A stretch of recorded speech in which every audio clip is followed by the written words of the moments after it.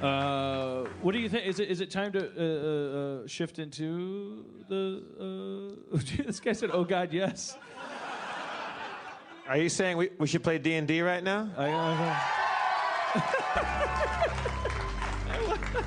Aaron McGathy to the stage. Aaron McGathy.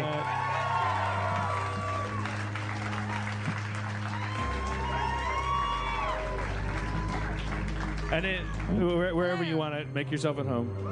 You won't be the first person to just Wait, wherever you want to be. Did you throw a die up on stage? So, all right. So yeah, people are throwing panties. Yeah, people are throwing a multi-sided die at. He's the Tom Jones of D&D. Well, a pair of panties is less of a threat than like hard round objects like. You could choke on those. Yeah.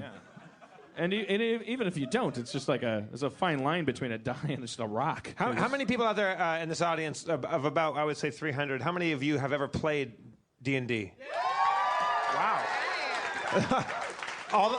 all the people that got here first. All those who lined up. Yeah. All right. Spencer has dispensed the character sheets. We should do a D&D has also become a chance to do a relationship check-in with Aaron. For those of you who listen to the Pittsburgh show, boy, it was a doozy. Dan, I got 2 more emails in the last 30 minutes. From the same person? No, from different people regarding the show. 3 very different opinions about the whole Well, thing. I did want to say to the person that wrote Aaron an email, the subject line, "Dial it back," where they gave her a bunch of notes along the lines of, you should, whatever, fuck you. Like, wait. It was fair. Only I get to suggest that Aaron needs to be somehow psychologically broken. She's the greatest hero on the face of the earth for ever even coming near me with her vagina. Let alone That's her very mind nice, and her soul. I'm gonna take that all the way to my heart bank.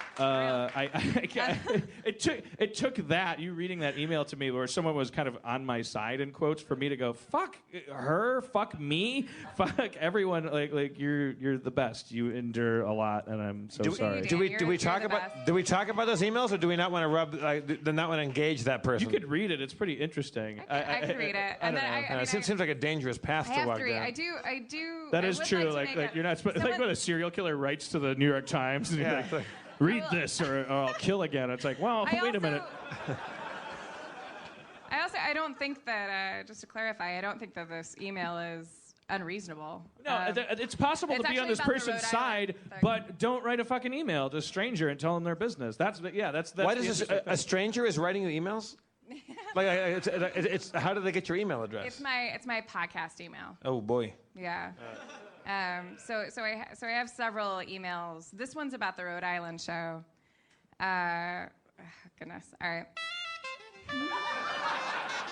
Hey everybody, sit back, relax. We're gonna read a negative email. Hi, Aaron McGathy.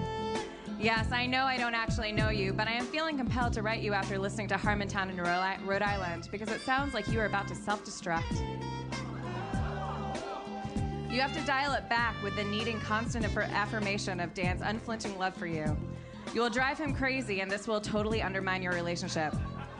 Asking about his dirty comments to the ladies at the previous show, I'm not sure what she's referring to, and then asking the audience if you should feel bad about if Jeff asking Dan, if this was a nice email, I'd correct her typos, but I'm just going to read it as is.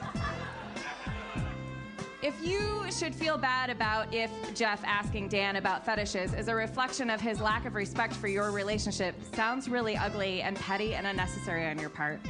I am almost the same age as Dan and got that Dan was just joking and being dirty because he has a dirty mind and that shit's funny. I agree. I deserve him more than you. Ooh. I deserve him.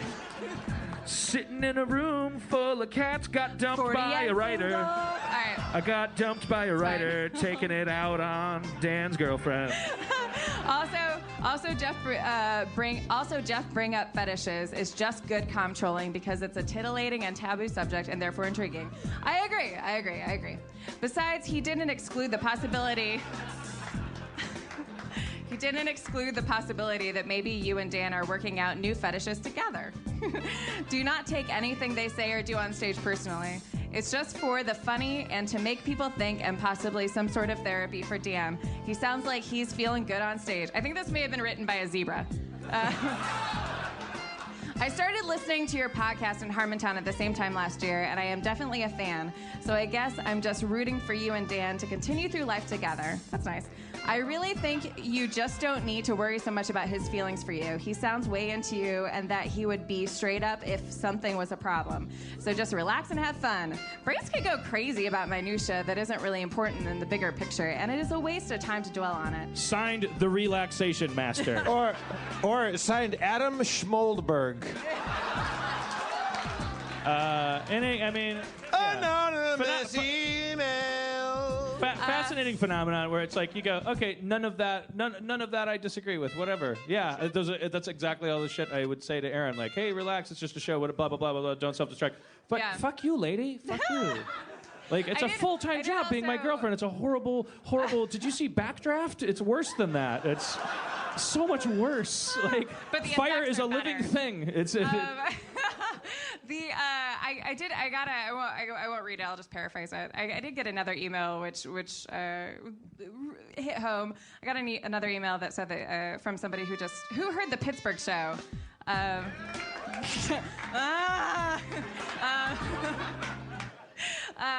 got another email about the Pittsburgh show in which I expressed some insecurity. But as Dan and I discussed earlier today, Dan and I had this really big fight. And no. In a world. Dan and I had a really big fight. Dan talked about it on stage, and as I was sitting backstage, I was thinking about the fight, and I was feeling very sad. Went on stage, and Dan said, "Hey, like, was I dishonest about anything? Like, you've been backstage. You haven't had a chance to say your side of the story." Dan hadn't said anything dishonest, but I felt like just hearing him talk about it again made me feel upset. But instead of saying, "Yeah, that fight made me feel upset," I latched onto something that was more shallow. This bit about masturbating to a 17-year-old volleyball player. And so I got an email saying, "Hey, like, Harmontown's for fun, and this feels terrible as for sadness." So, which I was like, "Oh, I think my podcast is fun sometimes. It's sad fun. It's a lot of sad. It's a fun sad." Right? We laugh through our tears.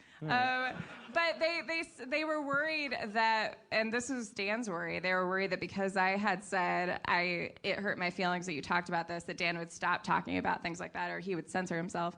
And I want to say to that person and every listener that no, he can talk about whatever he likes, and that's why I'm crazy in love with him, and I'm going to have all of his little weird babies. And it's fine, and duly noted. But he talked about something and it made you cry. You came out on stage and said you were crying backstage. Which is fine. Yeah, but I was. That's not fine. That's not fine it's not fine for someone to cry. I mean, her coming out crying is fine. Like, let's talk. Did someone say she's gonna pay for it? No. They're just ordering wings. Don't worry. They're here with their mom and they're ordering wings.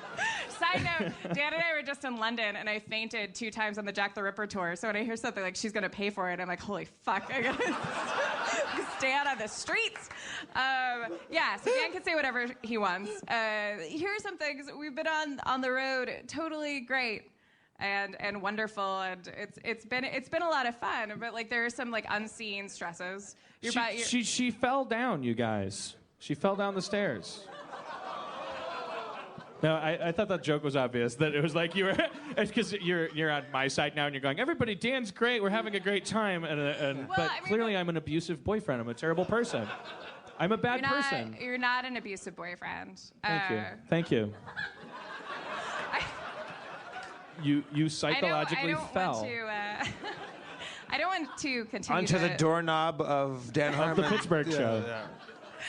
To blame things on my hormones endlessly because I don't want to fuck things up for my sisters, but if I did, it would go a little something. I like this. Like the period rap. Oh shit! Hold up. Period rap. Keep it going while I find the file. Period. I gotta find it. Keep it. I can't. Where the fuck is it? Period rap. Period. I'm hitting it right.